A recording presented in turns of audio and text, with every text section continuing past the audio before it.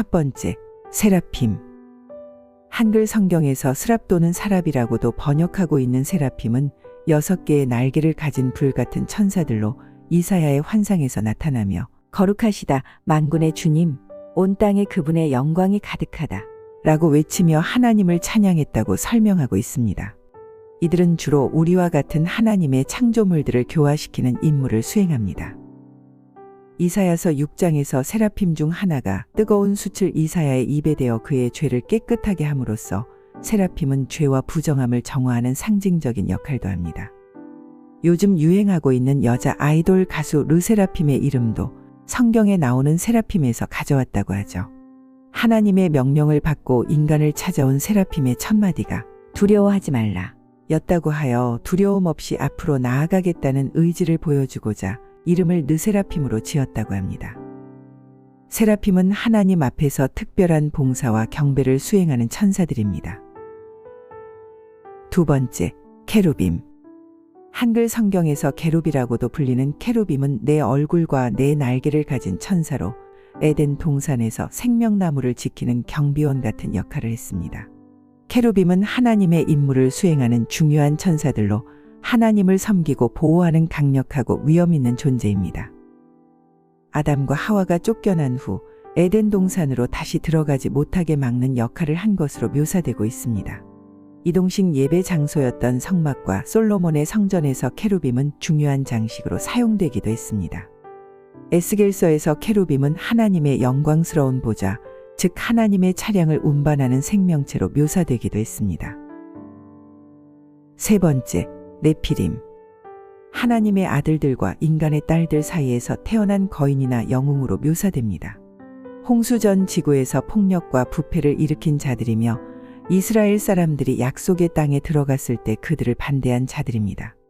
네피림은 하나님의 왕국과 이 세상의 왕국 사이의 갈등과 대비를 드러내는 신비롭고 매혹적인 존재들입니다.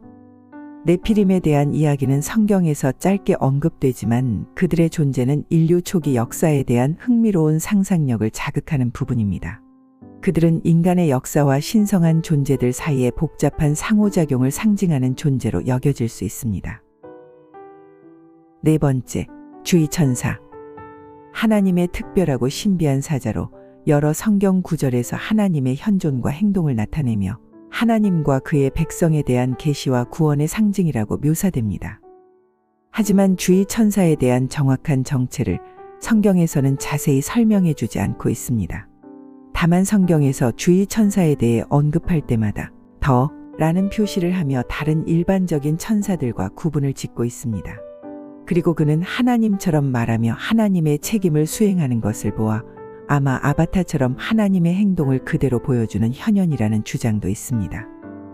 성경에서 예수님 탄생 이후에는 주의 천사가 나타나지 않고 있으며 이는 예수님이 그 이상의 역할을 함으로써 더 이상 주의 천사는 본연의 임무를 수행하지 않아도 된다는 의미일 수도 있습니다. 다섯 번째, 사탄.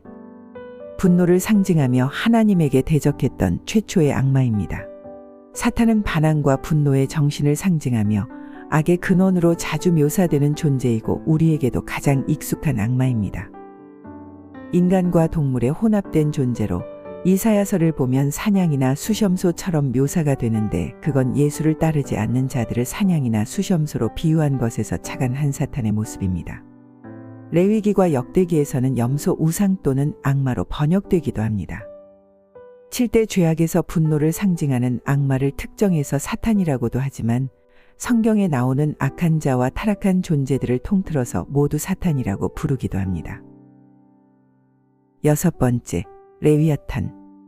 한글 성경에서 리워야단이라고도 번역되고 있는 레위아탄은 거대하고 괴물 같은 바다 생물로 하나님과 그의 창조에 반대하는 혼돈과 악을 상징하며 하나님의 적들과 억압자들, 예를 들어 이집트, 바빌론 혹은 사탄을 은유합니다.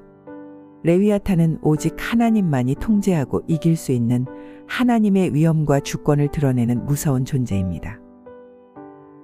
일곱 번째, 베헤못.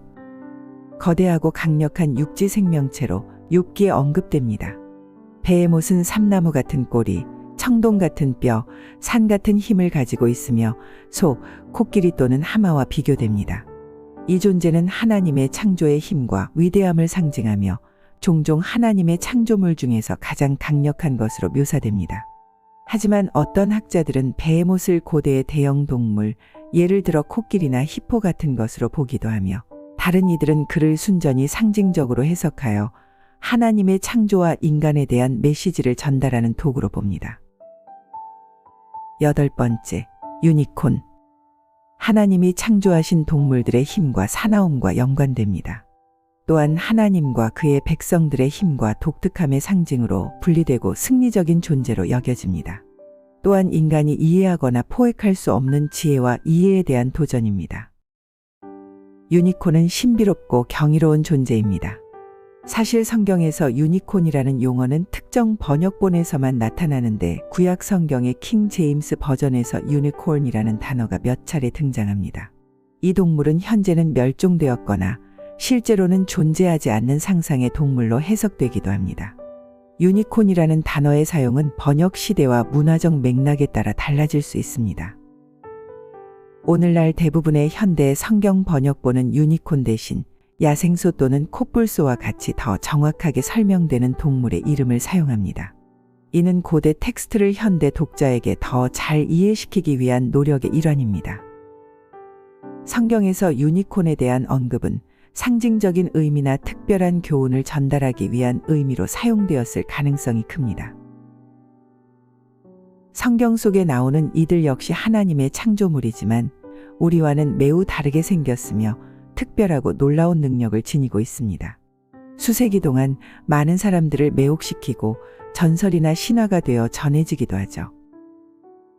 성경 속 8가지 신비한 존재들은 모두 하나님의 영광과 창조의 위대함을 보여주며 인간이 하나님의 계획과 뜻 안에서 살아갈 때 경험할 수 있는 신비와 축복을 나타냅니다.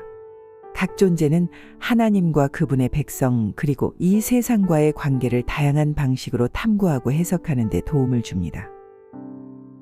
시간이 되면 저희 채널에 더 의미 있고 재미있는 성경 이야기도 많이 업로드되어 있으니 시청해 주시고요. 앞으로도 모든 사람들이 성경에 더욱 흥미를 갖고 언제 어디서나 성경과 함께할 수 있도록 노력하겠습니다. 그럼 더 좋은 성경 이야기로 다시 찾아뵐게요. 구독과 좋아요 부탁드리겠습니다.